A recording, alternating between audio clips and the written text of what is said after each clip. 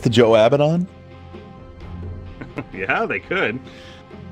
Definitely could. You throw a Dazzle on top of that to finish it off. They 10 seconds. healing machines. Those would be like the most tilting team fights in the world to take because Yeah. C9 could never kill you, really. They're just gonna sustain through you. The fights would take a good hour. Reserve time. But yeah. That sounds like fun, Dota. Oh, I know, right? So if you're Alliance here, you gotta start to make some calls because, as you said, the mag is still on the board. We've seen some safe lane LCs. We've seen 1 or 2 mid LCs. You could always mid the Magnus. That's what I was thinking. Do you pick it up? Yeah, I mean it's definitely a consideration here. Wow, they're going for a themed draft. They're all red. Ah, of course. That's why. That's the premium reason the Lions picked up here. That makes a lot of sense then. Okay, I was a little uncertain, but until you said that. Yeah. No, Han's gonna. 10 seconds remaining. 5 seconds remaining. Reserve time. Lycan. Alliance's turn to pick. Lion can do that, sure. But it's way on a different level than an Earth Spirit or a Ricky or a Bounty Hunter. Or even a Spirit Breaker. Like, it's nothing close to one of those. And so that's committing you to a lot more standard type lanes. They may run that dual offlane Warlock LC that we saw a couple days ago. But just seems a little strange. Okay, so yeah, I would guess they're gonna run dual lanes. It's gonna be Lion Jug safe lane, Warlock LC off lane. They're looking for a mid laner now.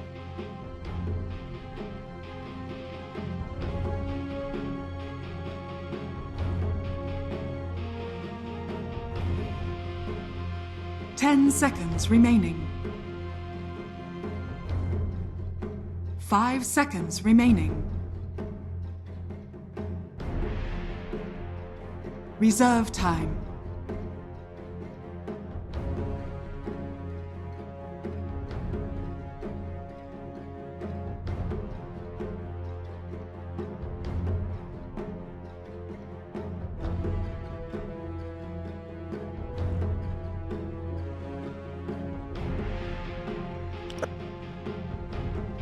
A little bit. The struggle I'm still seeing, though, is an extreme lack of CC. They're still going for the we're going to take the initiative and pressure you kind of gameplay style. And there's not one pick that's going to fix this for them because they're either going to be getting another support or a mid laner. I would say the most likely mid laner is going to be a Baby Knight Sniper. I think that is hands down the best pick left here for them. Shadow Fiend, maybe a distant second, would be the other option I could see. But yeah, if you got the sniper throwing shrapnels down, the zoning tools become a lot more effective. You can really start applying this zone that if they start walking into it, they're getting Abaddon shields popped at them, and they're getting shrapnel and arcane curse. And then it can be hard for the Alliance side to fight in. Yeah, they banned the mag too. They're just like, we're not dealing with this. Yeah.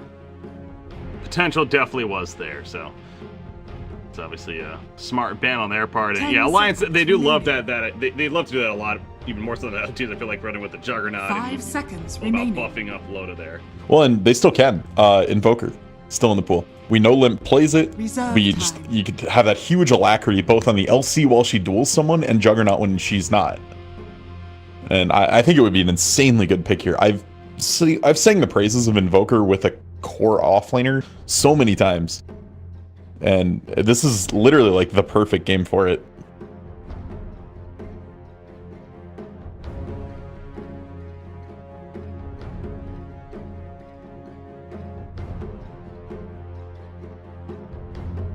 Anything that zones, I think, is what they're looking for. So Shadow Fiend can do it between Raises and Blink Requiems. Sniper, the other one would be like a Puck. That would just give them some nice zone control and keeping people in place so Lycan can beat on them. Very, very important. If they get ahead, Puck would allow them to push a lead tremendously. Take plenty of time to decide here as they've had all that reserve time built up here, so talking it over as a team. Their options here. They're the ones that are up 1-0, so would like to finish the job. And you know, with the way the couple of series have gone so far, being 2-0, keep to the theme even. I'd like to say while I'm on the stats page of Alliance, they've played one competitive match of Huskar 3 years ago, but they are 1-0 on it. Turn to Undefeated Huskar team. Let's go, Huskar. It's just obviously best pick, 100% win rate. Was he even picked up in Kiev? I think he was one of the No. two that wasn't, right? Nope. I think he was one of, what, 6 that didn't get picked? Yeah. Nahaz, where you 10 at? seconds remaining. Yep. Yeah, no, he 5 he had a seconds little bit of a remaining. phase there with the Oracle, especially. That's another hero. Speaking of a, Yeah. it's a combo, really. Yeah. Reserve now. time. Oracle's little shotgun damage got nerfed, so she wasn't able to, like, solo people as a support at level 5. And then all of a sudden just fell off entirely. And Mech getting kind of pushed out of the meta, really hurt Oracle a lot. Was very, very good, coupled with False Promise and keeping someone alive through a filthy amount of damage. 10 seconds remaining. They're gonna go down the wire right here. Oh boy. 5 seconds. I mean, really, Hold their time. just get the Invoker, just get it. They may be thinking Puck, yeah, okay. Radiant team pick. Limp Puck. So Sniper So- is still on the board. If I had to guess how their comms went on that one, it was Hanskin saying, yo, hey, Limp, you're gonna play Puck. And he said, no, Puck doesn't work. I was like, no, you're gonna play Puck though. I said, no, but 10 the buttons don't seconds work on remaining. Puck. If you've been following Limp's Twitter, every time a competitive Puck game comes out that he 5 plays, seconds remaining. he's like, Valve, please fix. Button presses don't work. Frustrated, yeah. Well, he tries to hit the buttons so fast, Reserve and if you time. try to like 5 phase shift seconds jaunt, remaining. basically if you press 3 Puck skills at once, one of them usually won't go off. And you'll think it did, it just doesn't. So, okay, so we get I'm assuming the Baby Knight Ember here. It kind of gives the idea I was talking about. It does set up a little bit of a zone where if you walk into the range of Slight Chains, it gives them a way to go on you. That would set up Noya to hit a Boulder Smash. But I'm less of a fan of it than I am like a Sniper, I think, here. Again, I'm giving Alliance the edge if I'm making predictions. Yeah, no, the lockdown is lacking once again. I think that's going to be the absolute key here for Cloud9, because even Searing Chains, it's a nice route to maybe keep them nearby for Lycan and be able to hit, but they only have the one hard stone and Earth Spirit, so 10 seconds remaining. and as he's pointed out, I mean, it's not the easiest without setup, especially. 5 so seconds remaining. it's not going to be an easy game for Cloud9 to definitely have a good chance in this one, and I'm with you with leaning towards the Alliance draft. Definitely seems like much more of a comfort draft for them and one that just across the board. Nice synergy. Lotus should literally be at a point in this game that if Lycan isn't there, he can spin TP out of anything they have. They have so little right-click, like, hardcore burst damage. There's no TA, there's no Ursa. He should just be able to spin TP out of any bad situation he puts himself in. Okay, so I was testing this out. The tower level Team Showdown thing works in ranked. So I'm not sure why it doesn't work in the little visual indicator there. Must be a spectator So that bug. has something to do with custom lobbies? Well, the towers Or change that- still. Like we see different tower designs. Yeah. So yeah, it must just be a spectator bug. That's true, actually, then, yeah, that line. Yeah, it's one of those, we've been talking about that a couple casters here, it's just, I assume that's something that they will either just remove from, because, frankly, as spectators, we don't need to see that. I mean, that's not one of those But- competitively viable steps. But it's like the skin war. Whoever has better cosmetics wins the game. Yeah, that's definitely not been proven Uh-oh. ever. I just said the word skin. Chat's gonna be like, league trash, blah, blah. Hey, I play CSGO. Calm yourself. Calm yourself. But yeah, so we're using the blue Jug Arcana here. I mean, we're going into skins, man. This is the meat and potatoes of Dota now. Closely here. Loda. There's no Lion Immortal on Simon, on Hanskin. It's unfortunate. Who are you hoping for the Immortal? Or not the Immortal, the Arcana. The Arcana? Voting here. For Whip? I mean, everyone, the meme is to vote Wisp, right? I think... I would like to see a better done Zeus one. I don't think it's going to happen, because we already have one for Zeus, but... Puck could be really cool. Like, really flashy spell effects that they could do a lot of things with. Just, it could be nice. That'd probably be my second choice. Yeah, Puck's visually pleasing hero. That's on with you there as a spectator, especially. Getting one that's visually pleasing that makes sense to enhance quite a bit. Well, and I don't like what they did with the Jug one, right? Where they had to make it gaudy to make it seem like an Arcana. The blue spin is just gross. And when he crits and the dragon flies out, like, it's just added visual noise. Dota already has a ton of visual noise, where, especially for new players, it's very hard to see what's going on as they're learning the game. And I think cosmetics that just add more noise to the game don't help anything. Yeah, no, I can see that argument, but I guess it goes back to the whole. Actually, I was tuning into Moondeck yesterday. They were having a podcast and kind of were talking about the idea of the skins and how I guess Valve has stayed away from having the cosmetics change too much on heroes. Obviously because they want to keep the base model the same for the most part, so a spectator or a new player can understand what hero that is by looking at it right away. But there's only so much customization that they can do, right? Before they kind of have to change it, so. Well, you weren't around in the days before that policy was implemented. It was implemented because of... I can't remember what the actual name of the set was, but everyone just called it Wild West Ursa. Basically, Ursa got cowboy boots and a cowboy hat. I saw that, yeah. And if you have that set, it goes for like $2,000. Maybe a little more now. But that was the policy where they said, okay, so now the new standards are, it's got to be the same color template, and it has to basically at a glance be the same hero. It's got to be identifiable. So we'll have to see how much you can do. I mean, of course, then Reddit instantly goes, well, this Omni set doesn't match because it made him blue. So they just recolored it to be red like 2 patches later. Good old Reddit effect. Lion? Gonna be seen by her spirit right here, but nothing really happens. Lion choosing to get the boots first, actually. Ability, man. Map.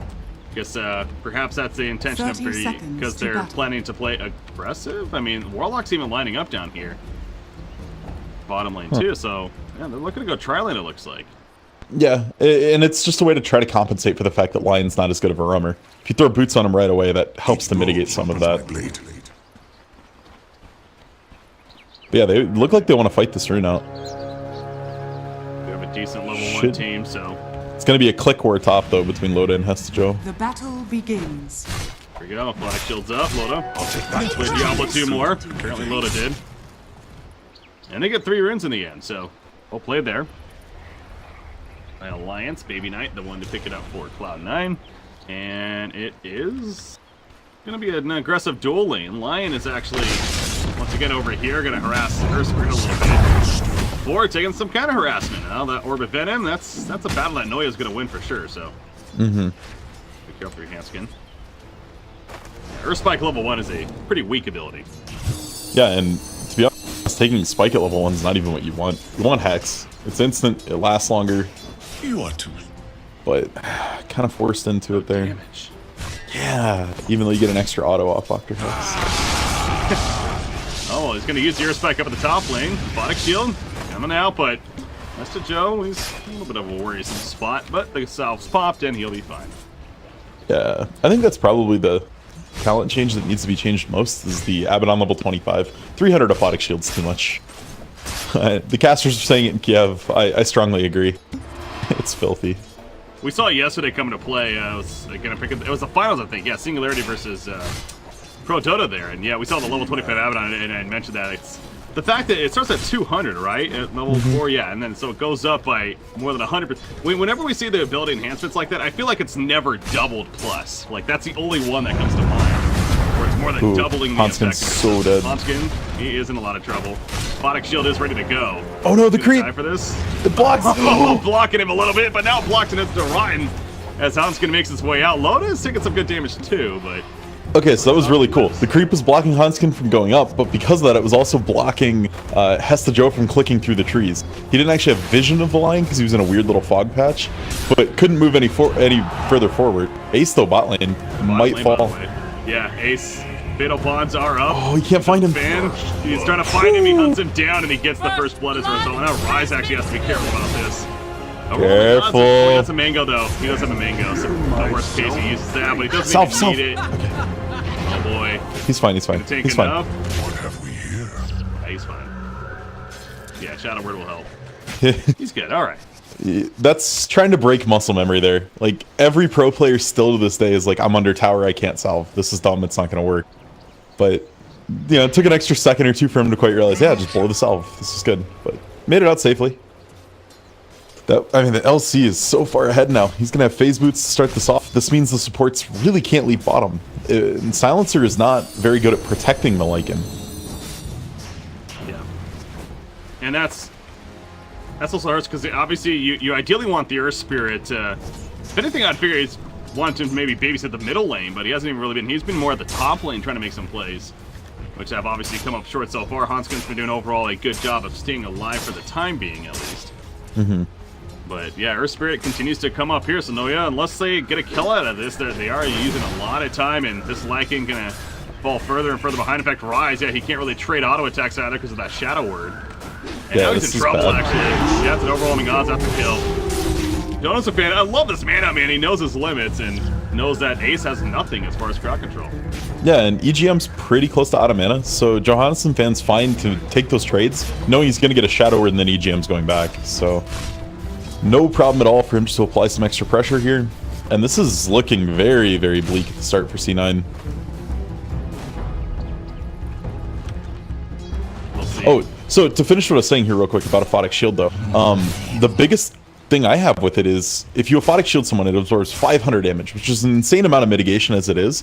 But if you pre-shield someone and then just shield again at the start of a fight, it blows up for the full 500 damage. Invisibility. So you're able to essentially do like a level 1 epicenter worth of damage every 6 seconds. It's just a disgusting amount of damage. In fact, you can purge off several abilities, and yeah, you're basically giving a target plus 500 life in a sense too. So, yeah, no, it's strong, and I'm with you there. It seems like that level 25 talent. In a lot of cases, again, the people like to suggest a level 25 talents, and I'm on board with that. You can't think about it too much, but Abaddon is a hero that in a lot of games you will get level 25. So Yeah, especially in this meta. We're seeing so many games go 40, 50, 60 minutes. I mean, I hit 25 yesterday at 31 minutes into the game, and like we weren't even winning. Well, he has it, and we'll see if it comes into play this time around. He's early laning phase. He is not afraid to play aggressive here.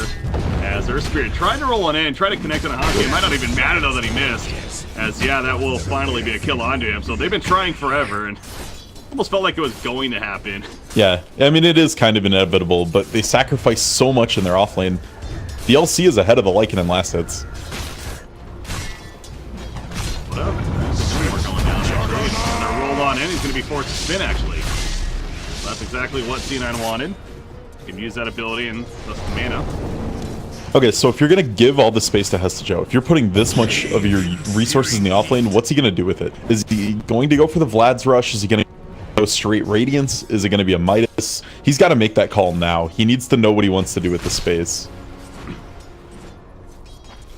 I'm trying to think, and actually, you know, I'm also noticing Lycan, he's skipping Wolves this game. So again, a little bit of a reaction perhaps, and whether it's just how the first game went or just the matchup here, but likes the idea of the Howl now more effectively, and it's good to see that. And so Abaddon himself is going to benefit from it as well as everyone else on the team. But yeah, no, it's, I don't know. I'm trying to think myself as far as what more comfortable with Abaddon going. I don't know if they can risk him going for the, you know, early Radiance here. It seems like they can start falling behind pretty quickly. Not careful, so They really could. Radiant's bottom tower is under attack. Yeah, the rotation from Abaddon here is late, but it will probably save Ace. Trying to deter them if anything, maybe get a turn kill. Borrow time isn't up actually. Hester Ron's going to be dropping right here. The Duke going to kill him, Juggernaut. But obviously he comes at a quick cost. Now Ace trying to make his way out himself. Illusory Orb. It's going to miss right there. Ace just keeping the tower close by, but Dream Call going to keep him even closer. And he will eventually get killed off. And spaceship that's going rolls in.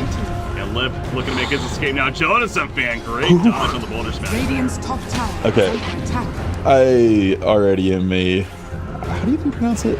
Is it Jonasum fan? Okay. Well, I say Jonas. I've always said Jonas fan. I think I add like 3 syllables. I'm like Johannesum fan, and I don't even know. I do really appreciate him here though with the armlet and the quick butt. We see a lot of LCs when they get a lead, they're like, just get my blink, just get my blink. And then they get stuck at blink. If it takes a while to get the blade mail or armlet or whatever their next item is, go to this armlet first and just be this driving force. Louis caught here. Hey, that's what we like to call Caster's curse, Rock. Yeah. You're hyping him up, saying how good he's doing, and like his ideas. Well, he was out of position. He was. Now, I mean, nice little silver lining. He bought the Helm of Iron well, so he had 0 gold when he died. Which is good. Hanskin, though, trying to make a move in on mid. Baby Knight able just to ult out of that. No, but I think that's a good point that you're making, though, on the idea of getting that armlet first. Yeah, exactly. The blink is good, sure, and I'm sure he'll follow up with the blink, but this is going to really allow him to be more combat ready as this game picks up earlier on, not rely just simply as a initiation duel early on. Yeah, because we're seeing how much pressure Load has been put under. He really is far behind, and he's not necessarily going to be this quick pop-off core, and so you need the damage here from LC more than you need the initiation.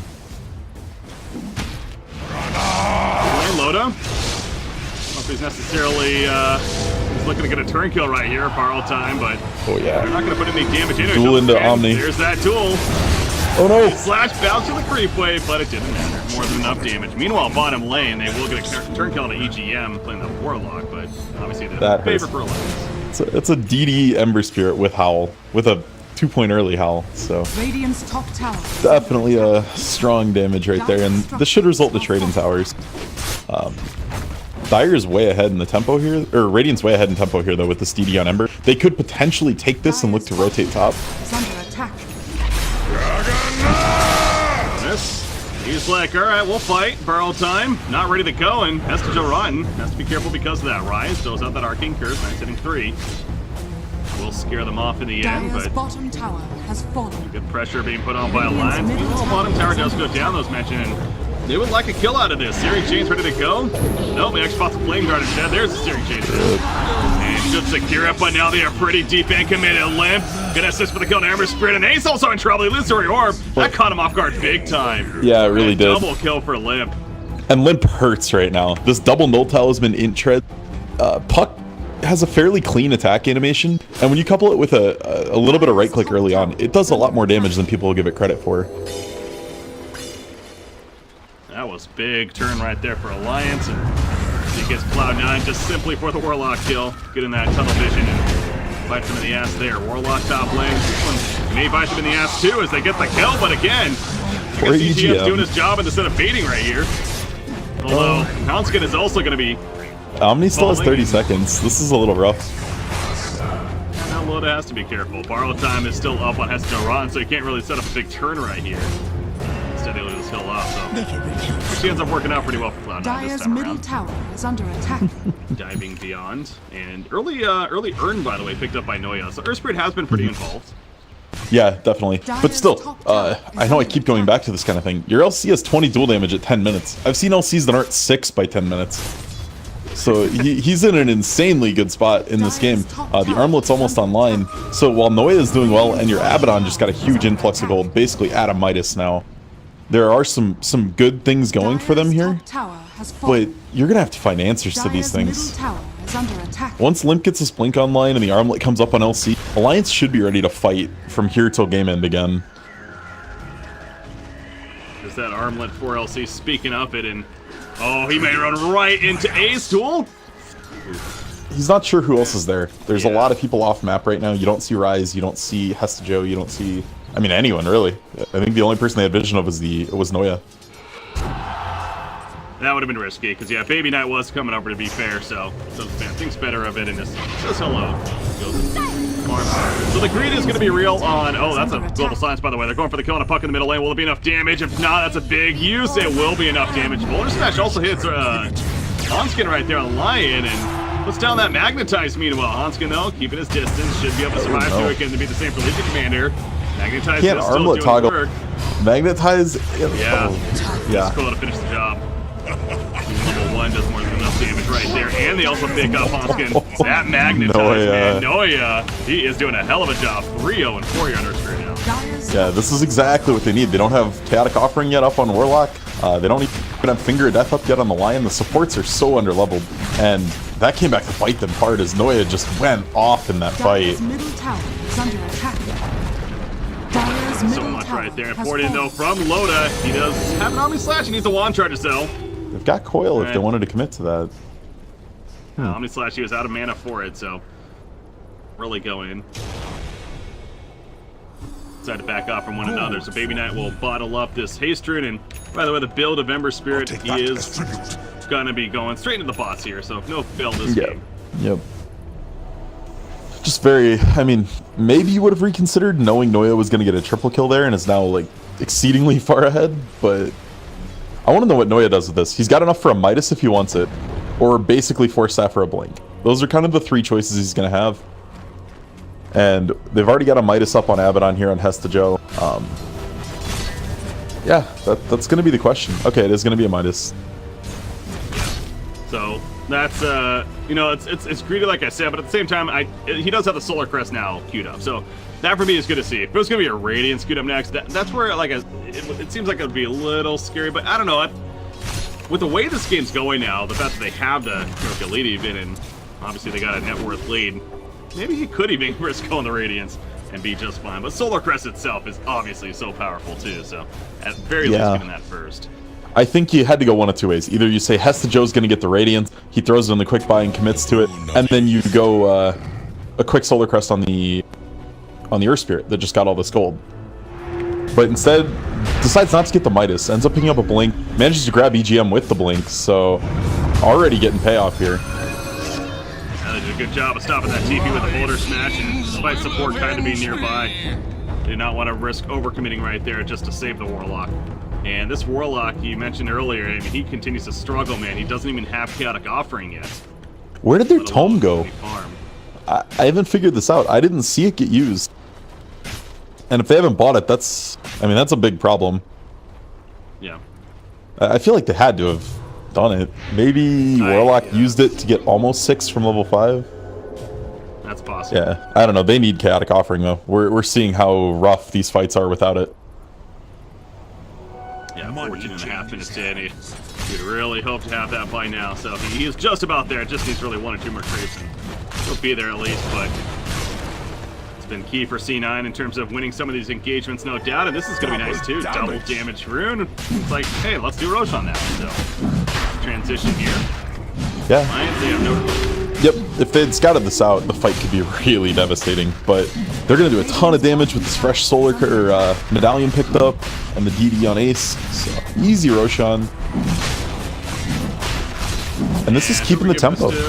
It's probably going to go on Ace. Oh yeah. Roshan has fallen into lane. Want to defend this? Show us a ban. It's Tower of Solo. The Ember Spirit goes in with the explosions. Can Legion Commander live? Absolutely not, and they're just going to deny it on top of that, so. He goes down to smoking, coming in from Alliance. Yeah, this could still be huge. A coil into a rock with bonds is going to kill somebody. Opted for Ember instead. Well, that's somebody. Uh-oh. Ember Spirit, they will love a free kill on him. He's out of remnants. Flash for the global silence. And he's going to live. Ooh, good hold on the rock. Comes through. Good hold on. Like, the Warlock wanted to make sure that the Ember wasn't getting out there. Would have gladly committed the rock, but... Whew. Can have it. Yep. And a lot of gold going Alliance's way for that one pickoff, but it is all on the line in the Warlock. So not quite the primary focuses of getting gold in this game. But now you still have buttons up. You got Coil still, you have Rock still. You smoke right away again. I love this move out of Alliance. Keep the activity going. You know, there's some items still to be had here for this earlier game for Lycan, or more so for they see the TP mid. Whole, but Baby Knight's gonna get caught again. No. He thinks he's going to be fine here, but you're right. Yeah, the smoke, it's going to catch him in the flank. The problem is they've got to make it so that he's silenced the entire duration until the duel goes off. And this is going to be the problem. Okay, they are able to get it off. There you go. They needed to do that, and they execute. And a better person to get the kill on. Jonas and Fan picking that one up there. It's going to go a long ways towards getting him his Blink Dagger. And in reality, they've kind of picked apart what happened after this Aegis got taken. The Aegis is still up, but now it's so hard to take these fights. Hesta Joe doesn't care though. He's going in. He wants EGM. Yeah. Like me, bro. EGM. You're willing to fall in. Lycan charging in with that shapeshift. They're gonna get a big boulder smash on 2. The sides on top of that. And all of a sudden, Puck in trouble. He will fall. Beautiful response from C9. Remember, too, that was a Howl buff on top of that, too. Even daytime, doing plenty of assisted damage. Caster's Curse so real there. So many good things happening, and then Hesta Joe, knowing the limits of his hero so well, just knows I can run into this and I'm not going to die. And really just kind of the vanguard for the team right now on C9. Legion Commander definitely has died off a bit. He mentioned he liked the idea of the armlet, and it's definitely still a great item, but oh my god, as soon as I say this, he's going to get caught again. It's an initiation from the Boulder Smash and Oya there. But again, the follow-up this time around, not necessarily there, although Estejorai not afraid to go in, and he will secure the kill on Warlock, and down goes LC. Like I said, the Howl buff comes up, and a lot of assisted damage for the team as a whole. This is starting to be super reminiscent of the series we cast a couple days ago where Alliance looked really rough. They're taking fights without cooldowns, they're taking fights as 3 versus 5. It's just not clean Dota. They're going to split up right here. In fact, Limp, he's somehow going to have to make his way out of this, but that's not going to happen. That's just going to continue that. I exactly agree with you. This is Alliance almost falling apart at the seams here in this game all of a sudden. Yeah, they just don't need to be taking these. When you don't have cooldowns up, you don't have 5 heroes. Why? Okay, mid you got caught. That was fine. You maybe only should have lost 1, maybe 2.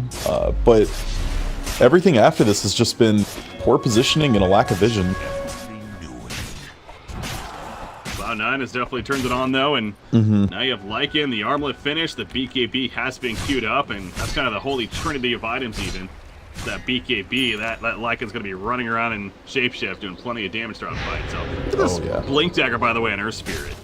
It's been a hell of a hero this game. I mean, it's been huge. I really appreciate him not going a Midas. Aside from my own personal hatred of that item, he's made so much use out of the Blink. He literally picked it up 8 seconds later, he gets a kill on Warlock. And it's been so key and repositioned. We've really seen it against Limp. Some really clutch silences to stop Limp from going to an orb.